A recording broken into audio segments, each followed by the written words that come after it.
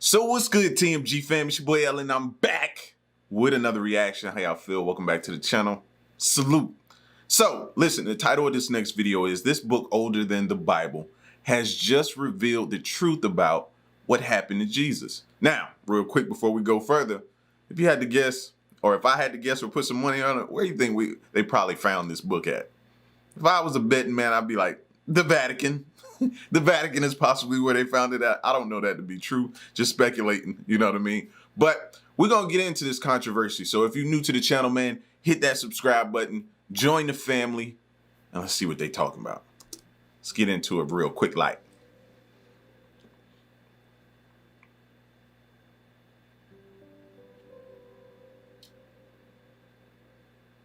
Since the origin of man, there has been controversy over religion and ultimately the purpose of human life on this earth.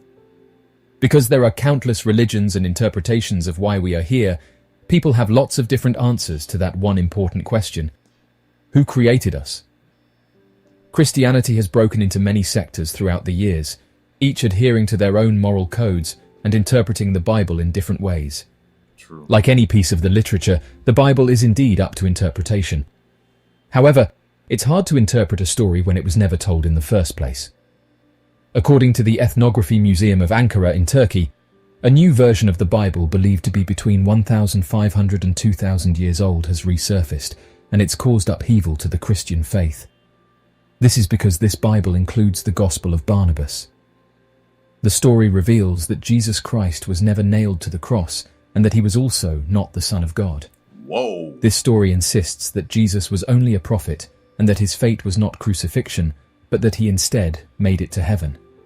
Whoa. However, the story of crucifixion... I didn't think they was going to take it there, but they took it there.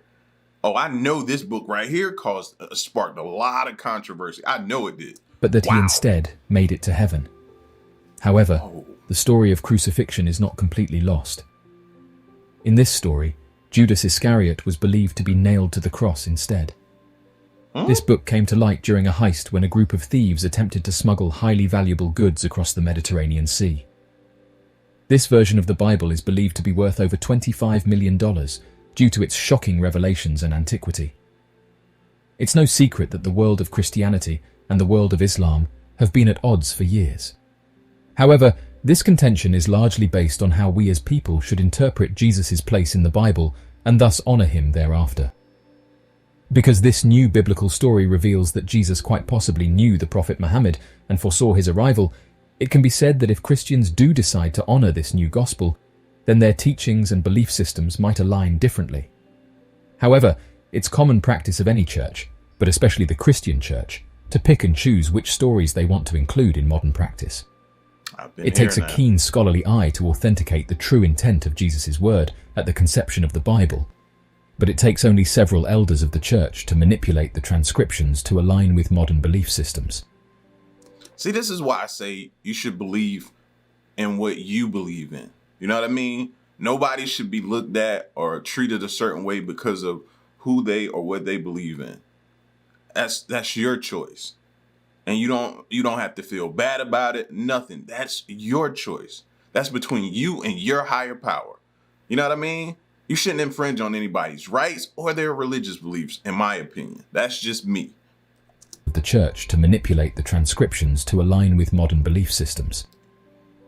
While the Vatican remains highly interested in this new finding, it cannot be said whether the entirety of Christianity will change because of it. How do we know the Vatican was going to get brought up? I told y'all, pay me my money. I told y'all, I bet a whole paycheck that name was going to come up somewhere in here. The Vatican was going to get brought up. Whew. It cannot be said whether the entirety of Christianity will change because of it. We do know one thing though. If this gospel stayed hidden from us for more than 2,000 years, then it's reasonable to wonder what else is out there. Good point. Bestseller book and Hollywood hit movie, The Da Vinci Code, written by Dan Brown, sparked theories and controversy surrounding the Vatican. The intense fame of this work focused the attention of theorists towards the Vatican, placing the mysteries of the archives into the public spotlight of pop culture. Despite Brown's insistence that 99% of the contents are factual, the claims are heavily refuted by the Catholic Church. Brown's work claimed that Jesus Christ had married Mary Magdalene and had children with her, creating a traceable bloodline with potential descendants alive today. The Da Vinci Code is not the first book of its kind, although it has seen notable fame and success.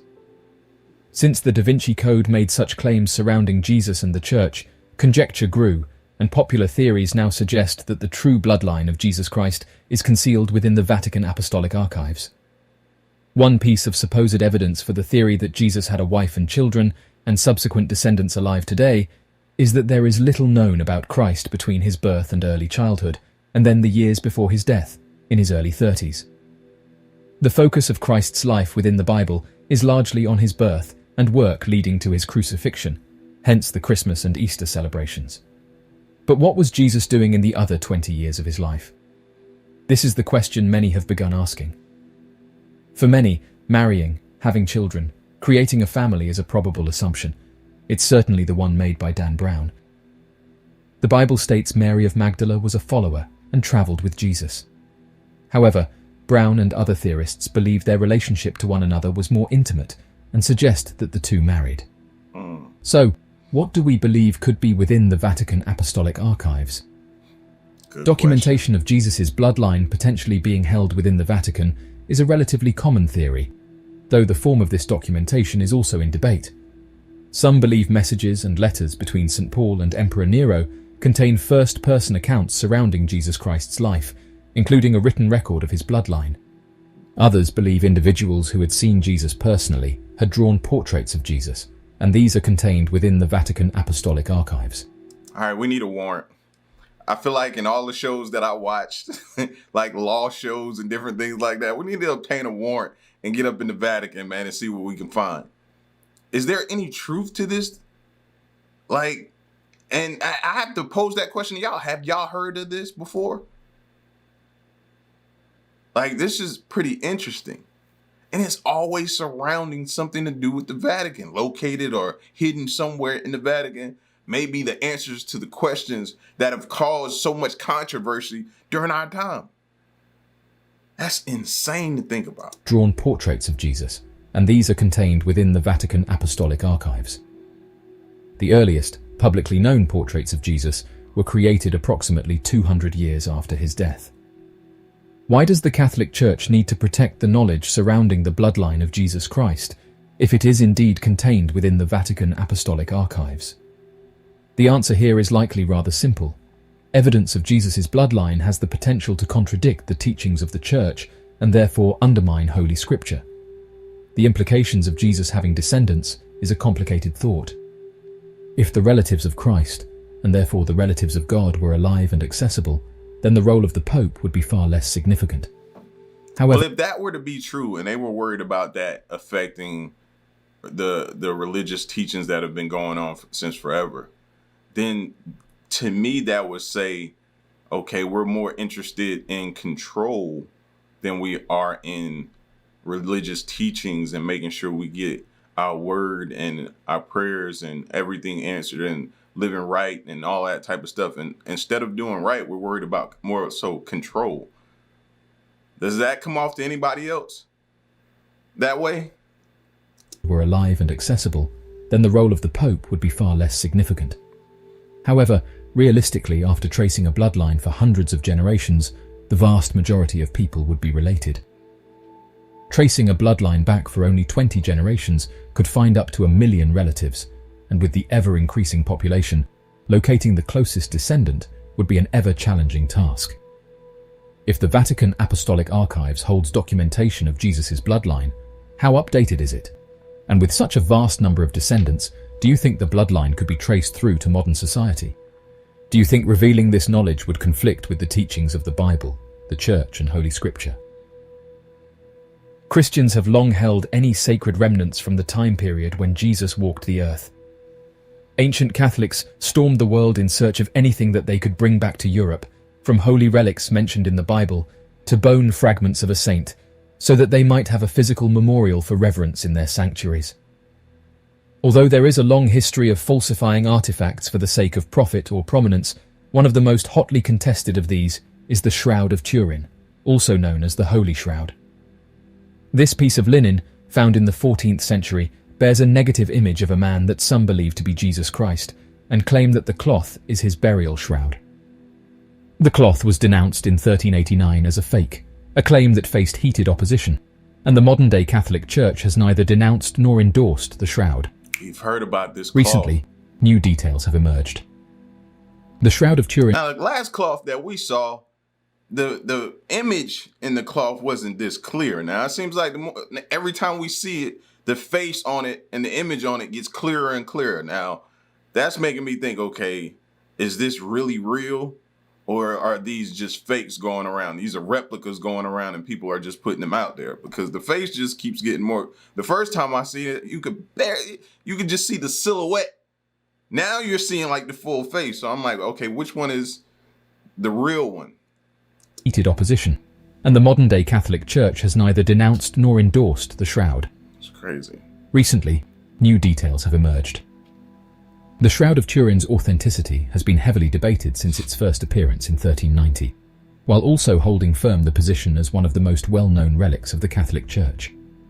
Finally, in 1988, a team of scientists were given permission to cut small samples of the cloth and sent it to 3 different laboratories, all of whom independently dated the cloth to 1260 to 1390 AD. However, even these seemingly definitive results were contested, as critics claimed that the test swatches were from relatively more recent areas where the shroud had been patched, contaminated by a fire in the 16th century, or delivered inaccurate results due to the number of people who have handled the cloth over the centuries. There is vast amounts of evidence for both sides. Firstly, the shroud depicts the full body image of a man lying with his hands crossed over himself as though for burial, with markings on his wrists. In the Middle Ages, Jesus Christ was always depicted with crucifixion marks over his palms, although in biblical days, they would in fact have driven the stakes through the wrists. Additionally, experts remain mystified as to what could have created such an accurate negative image of a man on the cloth. Tests analyzing the cloth have found no evidence of pigments, paints, dyes, or stains on the fiber, while also confirming that at some point in its past, the cloth had been in direct contact with a body. However, some experts believe that the Middle Ages date of the shroud points to its use as a burial shroud for a crucifixion victim of the day, centuries after Jesus was crucified.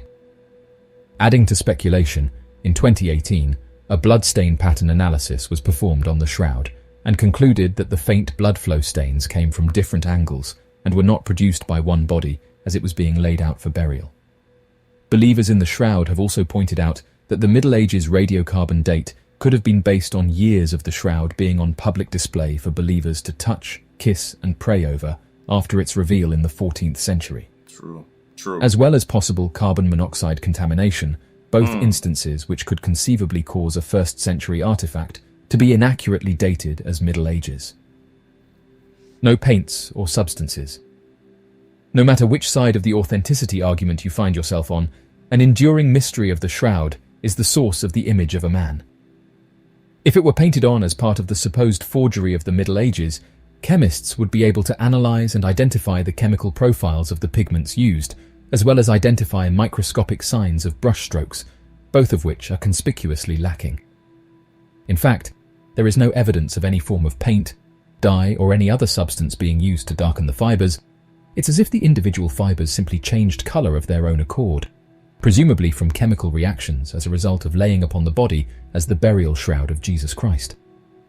Laying on a human form in this manner could result in the chemical darkening of the cellulose fibers of the cloth with the application of even very mild heat, although other burial shrouds don't usually bear negative images of the person they encapsulated.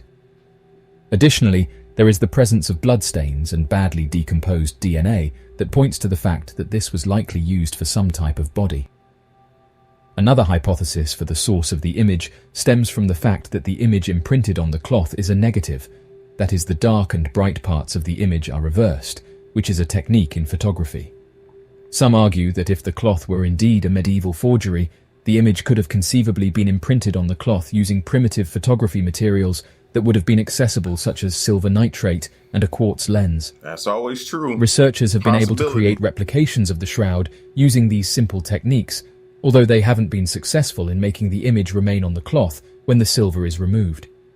However, most theorists acknowledge that this is a stretch of the imagination, as there is no documentation of any sort of knowledge of this type, and the odds of no mention of such a groundbreaking technology being made in any surviving record is slim.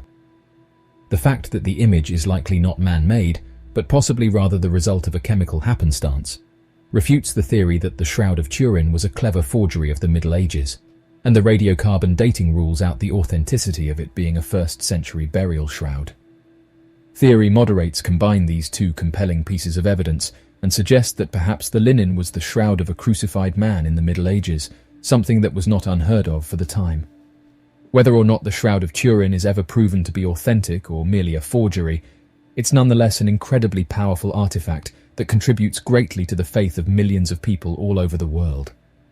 Even from the perspective of non-believers, the shroud is a powerful archaeological piece dating back to the Middle Ages with a shockingly accurate depiction of a crucified human. Although how this image appeared on the cloth will likely remain a hotly debated mystery, the significance of the Shroud of Turin cannot be contested, no matter which side you fall on. As of right now, there's still many questions that remain unanswered when talking about religion. The Vatican Apostolic Archives, also known as the Vatican Secret Archives, is one of the oldest and most important archives in the world, containing historical documents dating back to the 8th century.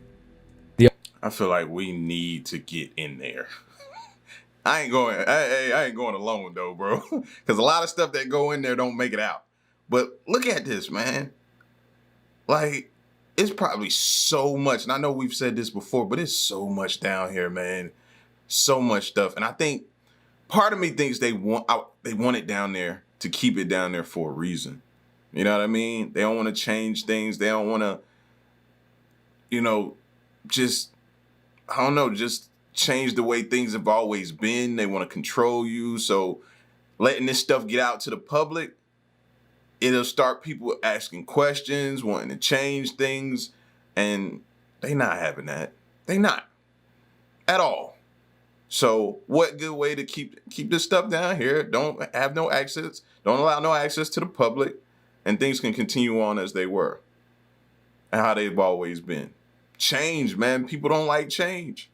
Archives, also known as the Vatican Secret Archives, is one of the oldest and most important archives in the world, containing historical documents dating back to the 8th century.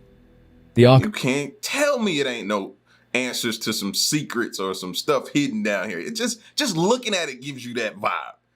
Bad vibes, by the way. Archives contain a vast collection of documents related to the Catholic Church, including letters, papal bulls, diplomatic correspondence, and other important historical records. In recent years, the Vatican has made efforts to increase access to the archives, and many documents have been digitized and made available online. Nonetheless, due to the sheer volume of documents in the archives, many of its contents remain largely unexplored and mysterious. Why? Now, that sounds to me like them saying, okay, we need to go through it first. So it's like they picking and choosing what they want to give to us, what they want to let us in on, what they want us to know about. So, what do you make of these interesting topics? Be sure to leave your questions and answers in the comment section below and help us to grow this community while working to solve these unexplained mysteries. Thank you for watching, and don't forget to subscribe for more videos. It seems like, I don't know, it's like we're still at square one. Things are coming out, but we still have questions, And it's like they're just spoon feeding this to us, giving us what they want us to know. Like you just said, they're releasing some, but not everything has been released. That to me sounds like, hey, let's make sure we give them what we want them to have. I don't know. But y'all get at me in the comment section, man. I'm just presenting you with the information. Again, like I said in the beginning, your religious beliefs are your religious beliefs. Don't let nobody infringe on those. Don't let nobody tell you otherwise. They don't have the right to. Your beliefs is your beliefs, man. And that's how I feel, But anyway, y'all let me know what y'all thought of this video and how y'all felt about it. And stick around and stay tuned. Till next one, I'm gone. Peace.